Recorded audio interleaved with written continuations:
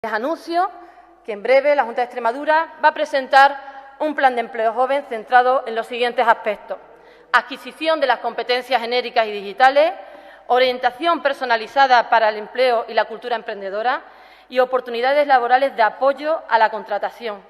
El plan contempla una línea centrada en los jóvenes con mayor formación, los titulados universitarios de formación profesional y bachillerato.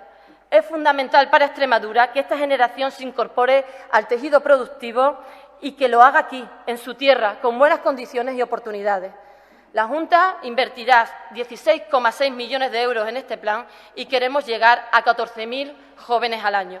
Pero, señorías, en Extremadura tenemos aproximadamente 45.000 parados menores de 30 años y en torno a 9.000 al año se titulan en grados de formación y también de formación profesional y universidad. Por tanto, es necesario un apoyo extraordinario.